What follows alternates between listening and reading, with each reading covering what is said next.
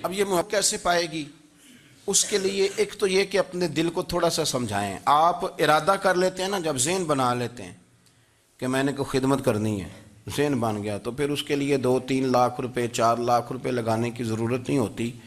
پھر بندہ سٹاپ پہ کھڑے ہوئے کسی بابا جی کو پوچھتا ہے کہاں جانا ہے، تو کہتے ہیں میں نے ذرا یہاں قریب ہی جانا ہے، رکشہ تلاش کر رہا ہوں. تو آپ کا ذہن بن گیا نا خدمت کرنے کا. تو موٹر سائیکل پہ بٹھایا تو گھر چھوڑا ہے، واپس آئے تو دل بڑا ٹھنڈا تھا. لیکن آپ یہ بھی کہہ سکتے تھے کہ بابا جی بچے کیا کرتے ہیں کہ سعودی عرب میں، تو یہ 200 روپیہ رکشے کو دیں، گھر چھوڑ آتا ہے. بچے اتنا کماتے کس لیے؟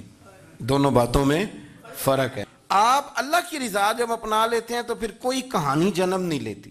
لیکن جب یہ رنگ نہیں ہوتا، پھر کہانیاں ہیں، پھر داستانیں ہیں، پھر بڑے بڑی باتیں، پھر بڑے بڑے لمبے لوگوں کے پاس پلاننگ ہے. اس طرح نہ کریں. اور ایک تو یہ کہ خود اپنے دل میں اچھی سوچیں رکھیں. دوسرا یہ کہ لوگوں کو بھی کہیں.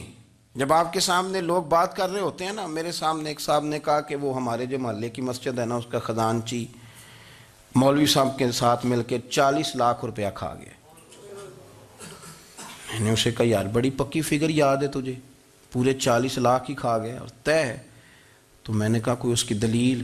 کہنے لگا جی وہ بڑے پیسے کھائے ہیں، سب کو پتہ ہے. میں نے کہا سب کو پتہ ہونا کام نہیں، اس پر باقاعدہ شرعی گواہ ہونے چاہیے. کہہ دیتے ہیں نا ہم. میں نے اسے کہا کہ چلو چھوڑو ساری باتیں، تم نے کتنے دیے تھے؟ کہنے لگا میں نے تو کوئی نہیں دیا. تو میں نے کہا اگر تو نے کو دیا تو چل میرے ساتھ، میں تیرے تو واپس کراؤں، اور اگر تم نے نہیں دیا تو پھر اللہ سے ڈر. اس لیے کہ بہتان بڑا سخت جرم ہے، صبح قیامت اس کا بڑا سخت حساب دینا پڑے. اللہ سے ڈر.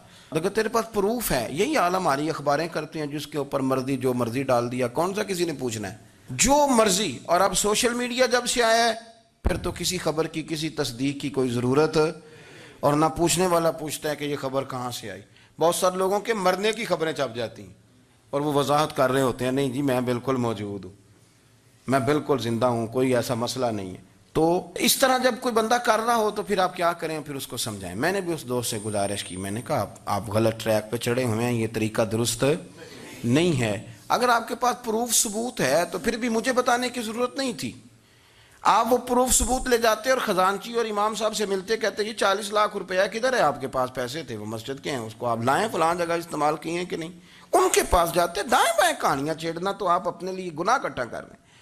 نبی پاک صلی اللہ علیہ وسلم کی حدیث سن لیں اور اس کو ہمیشہ یاد رکھنا ہے. آپ حضور نے فرمایا اگر تو نے کسی شخص کی ایسی جگہ توہین کی جہاں اس کی عزت بنی ہوئی تھی، تو نے کسی کو ایسی جگہ رسوا کر دیا جہاں اس کی عزت، کسی نے آپ کے سامنے آ کے کسی آدمی کی تعریف کی تو نہیں تمہیں نہیں پتا، میں بتاتا ہوں. حضور فرمانے لگے اگر تم نے کسی شخص کی ایسی جگہ توہین کی جہاں اس کی عزت بنی ہوئی تھی تو رب بھی تمہیں اس جگہ رسوا کرے گا جہاں تمہاری عزت بنی ہوئی ہو.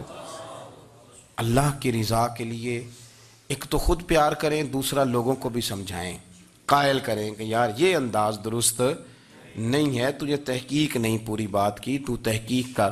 دعا کرتا ہوں اللہ میرے ملک کو، میرے وطن کو، امت مسلمہ کو محبت، پیار اور خلوص کی توفیق عطا فرما.